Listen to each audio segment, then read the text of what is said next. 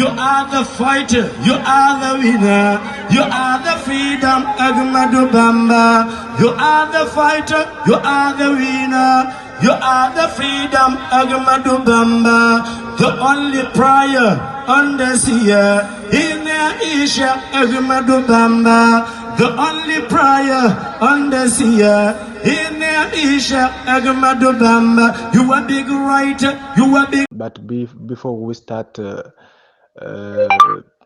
please consider subscribing and ringing the bell to stay in a loop and to be notified when we release a new video. Hello everyone, today we are going to relate to the Ahmad Bamba's biography in this month which is called Safar in Muslim calendar. But before we start, please consider subscribing and ringing the bell to stay in a loop and to be notified when we release a new video. Now let's get into it. Cheikh Bamba was born in Senegal in Bakebol, in an area which is located nearby the railway.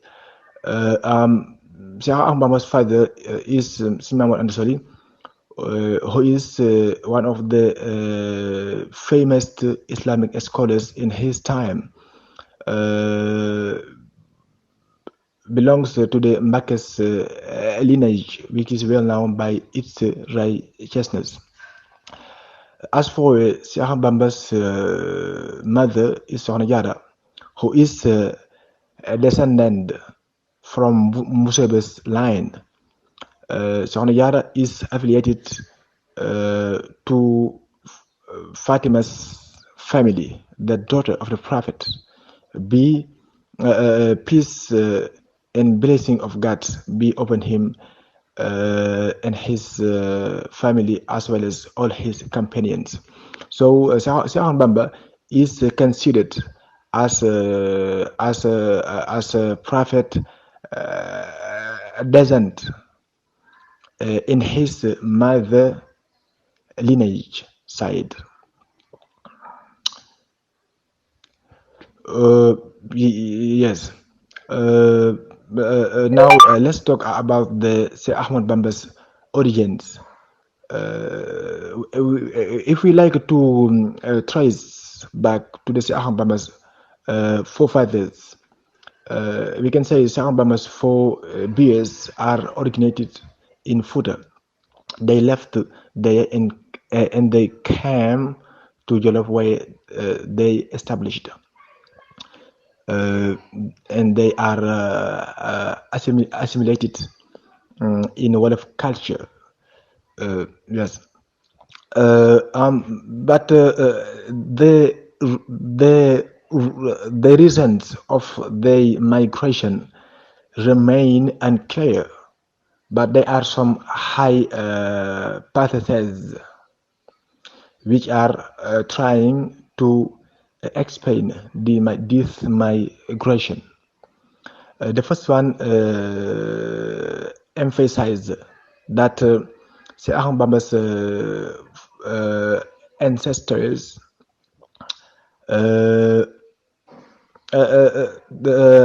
left Fouta because Fouta was hit by a severe drought, which has made life they hard. That's why they decided to live there, and they came to Jolof where they were welcomed and accommodated.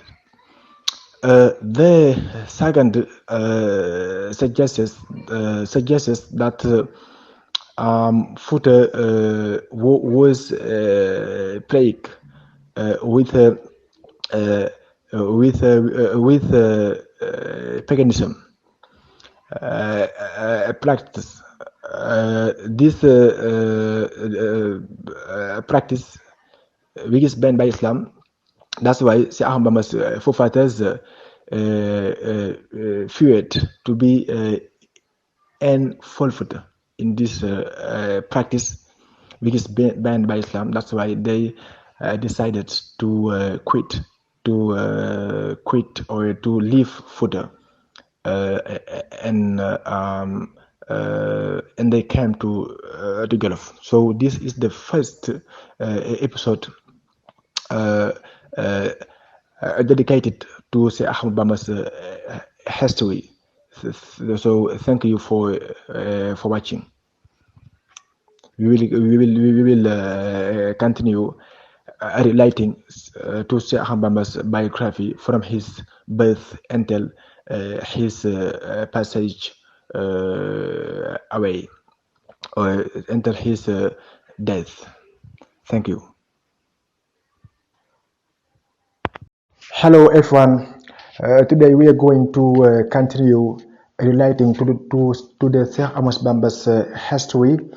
In a previous video or record, we have seen Chiekh Ahmadu Bamba's birthplace and his origins. Today we are going to relate or to talk about his holy crowning and Islamic sciences pursuits. But before we start, please consider subscribing to be updated when we release a new video. Now let's get straight into it. Chiekh Bamba learned Holy Quran firstly at his mother uncle Ahmadu. Then he sent to Tafsir Mbake Numbe, where he had almost memorized the Holy Quran. After the deeds of this later, Chiekh Bamba finished his Holy Crownings learning. Then Chiekh Bamba was initiated to the Islamic scholarships by his father and his mother uncle Muhammad Buzo before his learning at the Sambatukulor. So Bamba mastered Islamic sciences like theology and jurisprudence, holy Quranic exegesis, what is called Tafsir Quran, and Islamic history. Chiekh Bamba mastered as well as Arabic language, is very good at this language. Chiekh Bamba, after his Islamic sciences learning, he was assigned to teaching of Islamic scholarship for a student who came all over throughout the Senegal to Mahmoud Ansari's schools in order to immerse themselves into Islamic sciences. Chiekh Bamba used to teach them. Chiekh Bamba is very loved by his students.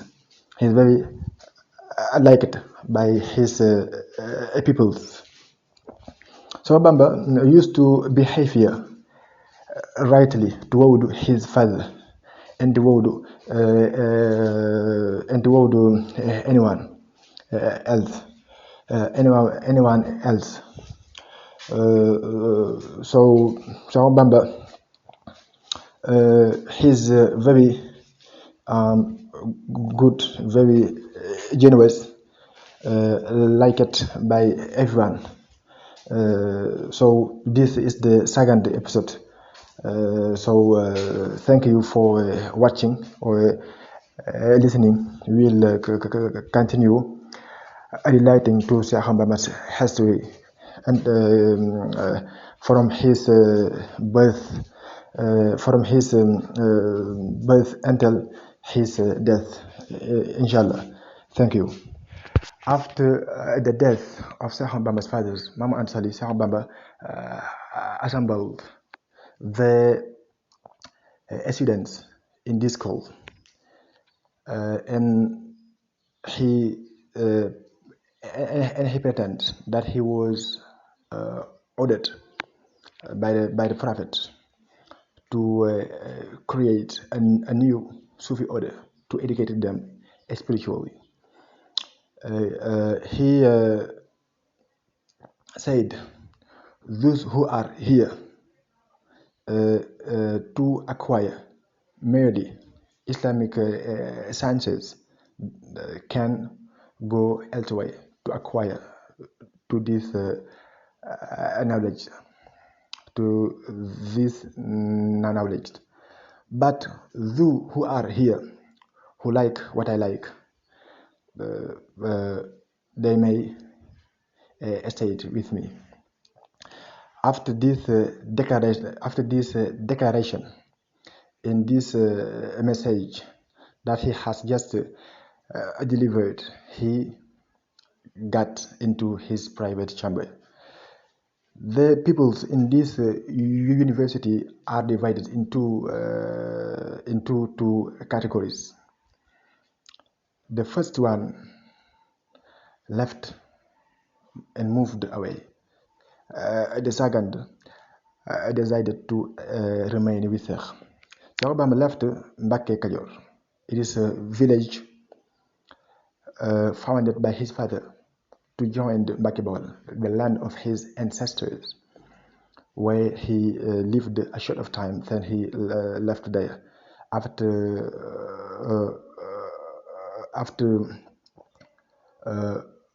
quarrels that he had faced between him and his relatives. Cheikh Bamba created a new village which is located at 2 kilometers from Dar es Salaam, where he engaged in spiritual exercises like spiritual retreats and meditation, and he continued to educate spiritually his followers. In this period of time, Cheikh Bamba has discovered Tuba. It is a forest at the time. His followers came and cleared this area and they put in place 4 compounds. Every compound contains a mosque and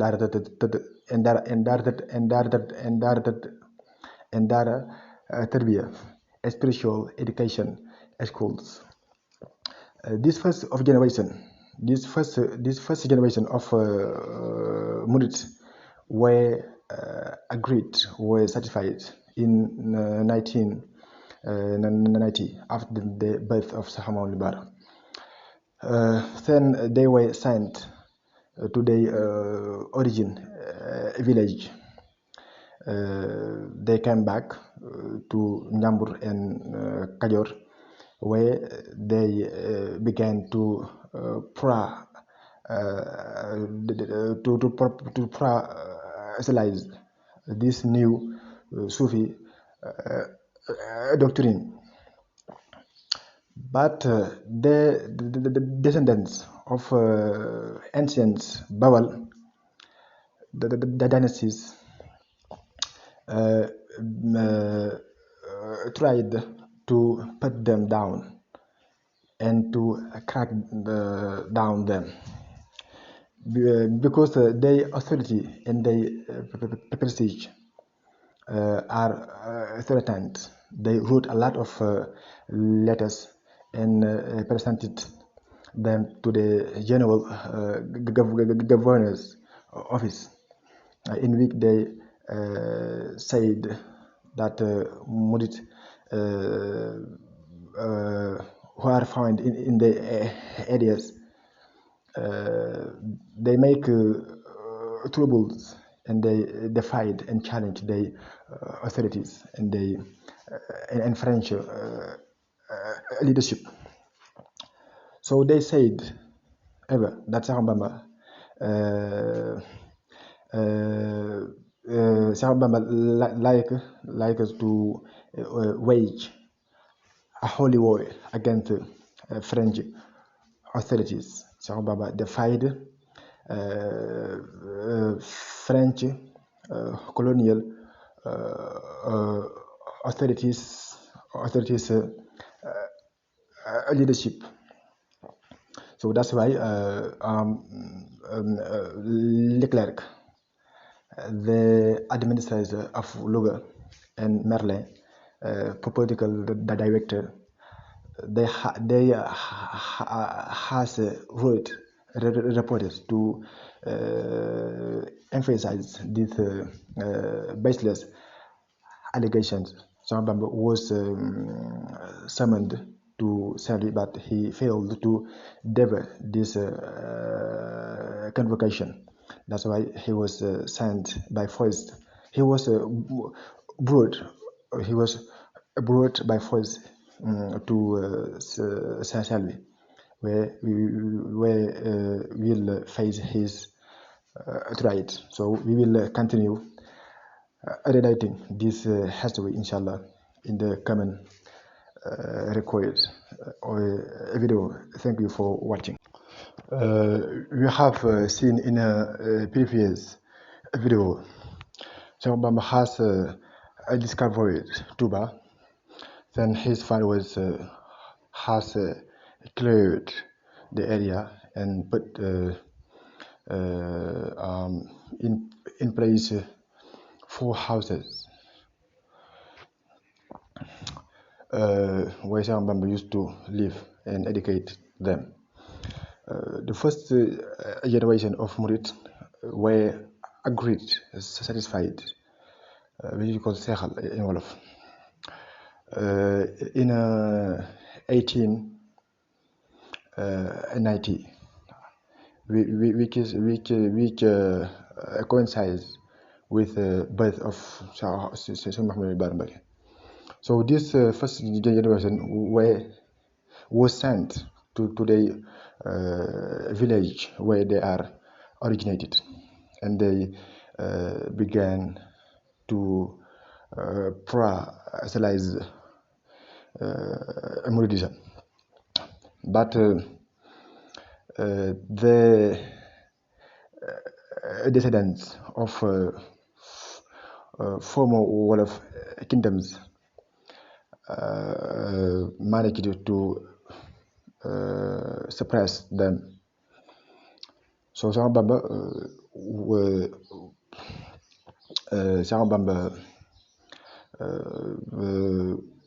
was brought to Saint-Louis, where he faced his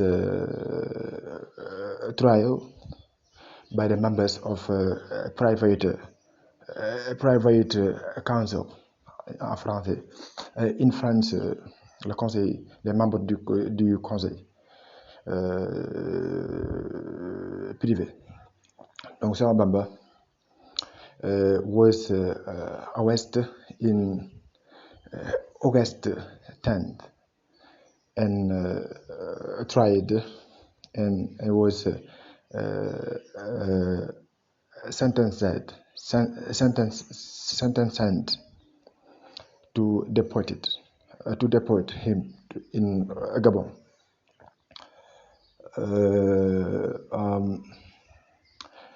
In 5 September, and he was exiled in 21st September in Gabon.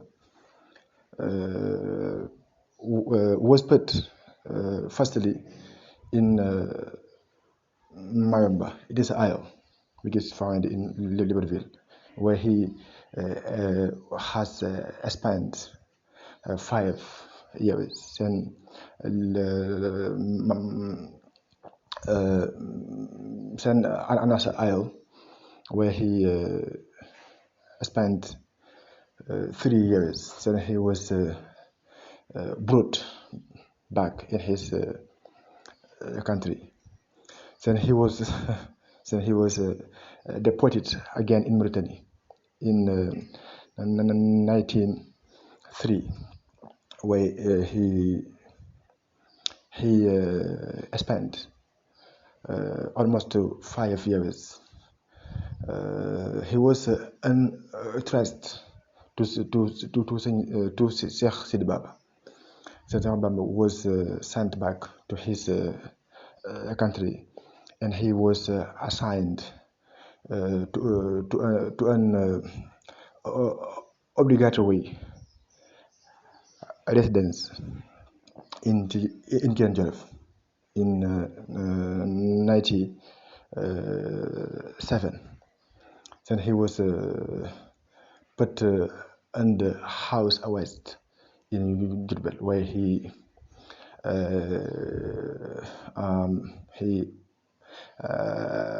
passed away. But yes, so this is Cheikh Bamba's biography. Briefly, we tried to relate it briefly. I think we will highlight it again in details. So it's very important to emphasize, to explain the first generation of Cheikh Bamba, who has sworn allegiance to Cheikh Ahmadu Bamba, which is called giant. So Sëriñ Adama Gueye is considered the first murid who has sworn allegiance to Cheikh Ahmadu Bamba and Sëriñ Fadiama and Sëriñ Ibrahima Sarr, among others. So this first generation was educated spiritually by Cheikh during his stay in Mbacké Kadior, in Darussalam, in Darussalam, in Touba, were certified and agreed. Now let's talk about the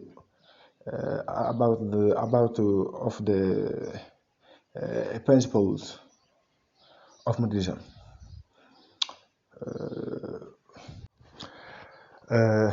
Let's talk now about the principles of Buddhism. As you know, every Sufi order has principles. So the principles of Sufi Murid doctrine has its own principles, which seek to elevate the Murid, which is it is a term coming from Arabic language, which means the aspiring to Allah's agreement. So these principles seek to elevate spiritually to the murid, to the yes point, to Allah's satisfaction. So the first one of these principles, it is talabul ilmi, acquisitions of knowledge. A murid must to acquire Islamic sciences. So the second, al-amalu bil ma'ruf. It is put in practice your knowledge, your Islamic scholarship must to put them in practice. It's very important so that you can approach to Allah to get close to God. If you would like that, you must do, you must to apply your Islamic knowledge. The three, it is what is called in Arabic al-amal. That means in English job. Try to find a work to answer, to fulfill your basic needs. If you like to lead a calm life, a good life, a luxurious life, you must to work, to find a job in order to fulfill these basic needs, which weigh over on you. The second, it is al-adab. It is code of conduct, principles of code of conduct. A murid must to behave here, must to behave here rightly toward others, must to be polite toward others. A murid shouldn't insult people. That's in contradiction with a murid principles. So a murid must to avoid this thing, must to be a kind and gentleman and behavior rightly and goodly toward others. That's very important. So briefly, murid is based on these principles. I will tackle these principles in details in a common video. Thank you for watching and for listening. Thank you again. You are the fighter, you are the winner, you are the freedom, Ahmadu Bamba. You are the fighter, you are the winner, you are the freedom, Ahmadu Bamba. The only prayer on the seer, in Aisha, Ahmadu Bamba. The only prayer on the seer, in Aisha, Ahmadu Bamba. You are big writer, you are big